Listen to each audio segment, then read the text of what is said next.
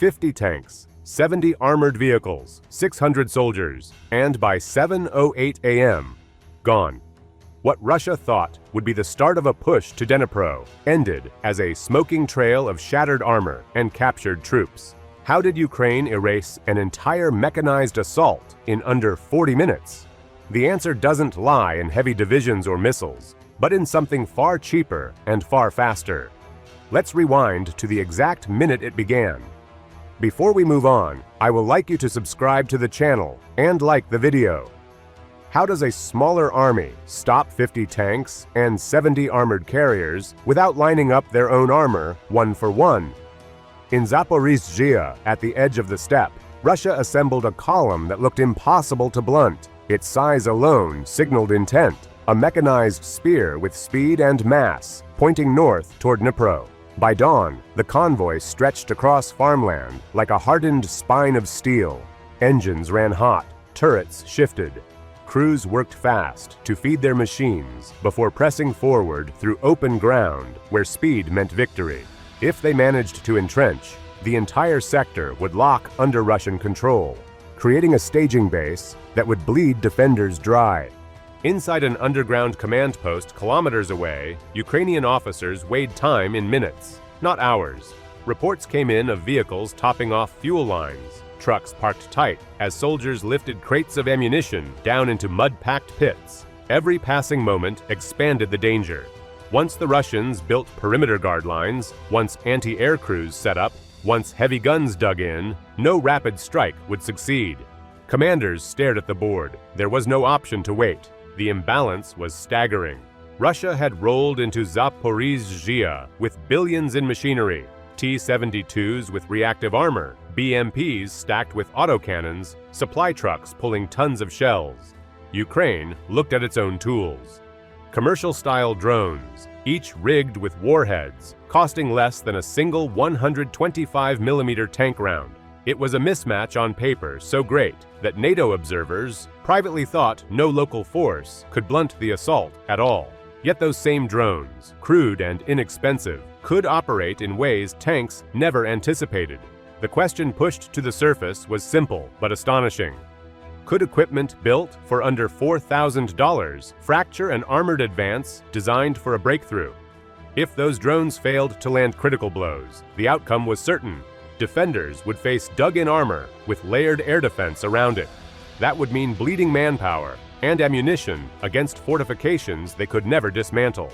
A decision broke the silence. Planners set aside the safe play of waiting and gambling on reinforcements. The order carried only 8 words, but it sealed the morning's course. We hit them before they dig in. The words cut clear across the bunker, leaving no room for retreat. Strike fast, strike hard, or face annihilation under Russian barrels. Fragile shift between night and sunrise. Engines growled as crews stretched supply lines. Fuel splashed on soil. Ammunition crates stacked unguarded in neat lines, waiting to be distributed. Guns that hours later might be firing were at that moment silent, vulnerable. And still, the Russians prepared for an advance. They believed they had time. But by 6:28 a.m., Ukraine would invert the equation. Phase 1 gathered not along the roads or fields, but in scattered points, beyond radar, low to the ground. A swarm of drones prepared to fly like shadows, carrying enough explosive to tear open the belly of the convoy before a single tank fired. What could fly just 5 meters above the earth at 140 kilometers an hour and bring down an 18-ton vehicle in seconds?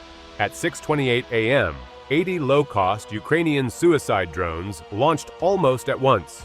Their wings buzzed together in a rough hum, each no heavier than a large bird. On the ground, they looked fragile enough to swat out of the sky. But these weren't surveillance machines. They carried shaped charge warheads tuned to pierce armor. The contrast was jarring. On one side, tanks built to survive armor-piercing shells, BMPs wrapped in layers of defense, and supply trucks sealed with steel panels. On the other, tiny drones costing less than a set of spare treads on a Russian tank. They rose low, never more than the height of a barn above the grass. Flying high would have been suicide. Russian radar swept constantly for signatures at normal altitudes. but 5 meters hid them under those radars, turning them into fast-moving ghosts. The convoy kept lining fuel cans along its trucks, unaware. Engines breathed thick smoke. Turrets shifted lazily. It was calm between sunrise and the sound of impact. The first drone hit a BMP-3, not from the side, but from above.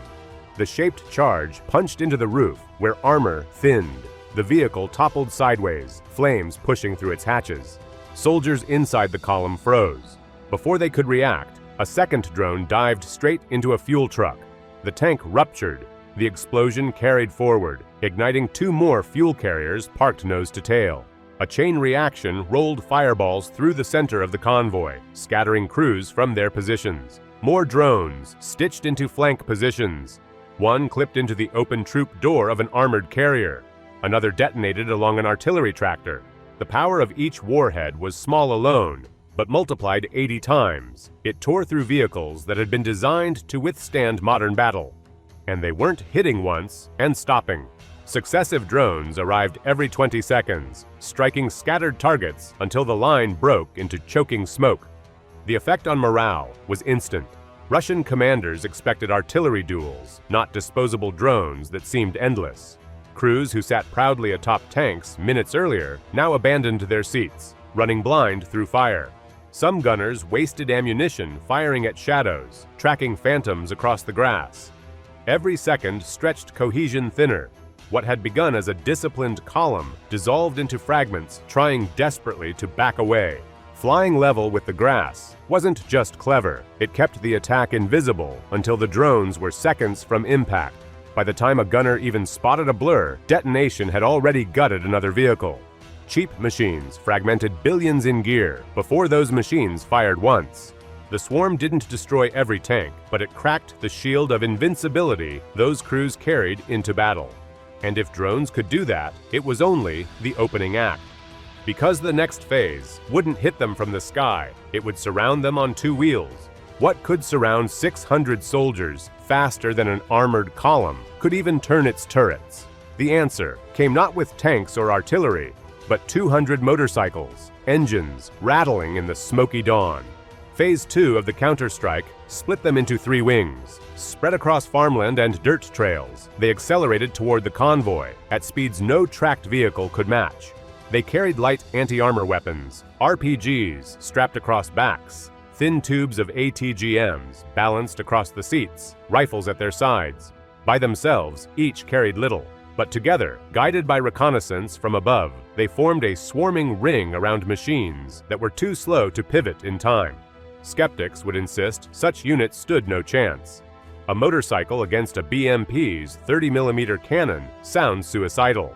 One touch of a trigger could slice through a line of riders instantly. Yet mobility worked like armor. While tanks took minutes to turn, motorcycles darted in seconds, shifting angles faster than the turrets could follow.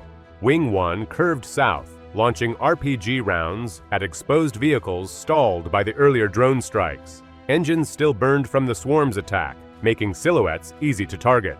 Wing 2 faced the toughest task, frontal pressure against autocannons stationed northward. Riders advanced in bursts, using smoldering wrecks as cover, timed against artillery trucks still caught in line. Then Wing 3 swept wide to cut the retreat road, parking vehicles across escape lanes and firing at fuel carriers pulling toward the rear. The change in tempo was severe. One moment, the Russians reeled, only from airbursts and drone strikes. The next, low figures on motorcycles appeared from every direction, weaving through fire and smoke like flashes of metal. Each attack was quick. A rider stopped, stabilized his launcher, fired, and was gone before a turret rotated. Armored sides that expected frontal duels fell one by one. Even tanks that survived multiple blasts faced an onslaught of fuel fires where trucks had detonated. The psychological impact mattered almost as much as firepower. Russian troops, already disoriented by drones, now saw fast-moving enemies hitting from below instead of at range.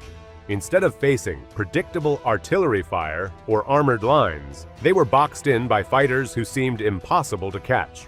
Cautious retreat was closed off almost at once as Wing 3 blocked the back roads with burning supply trucks. Panic forced crews to abandon intact vehicles, choosing survival over holding ground.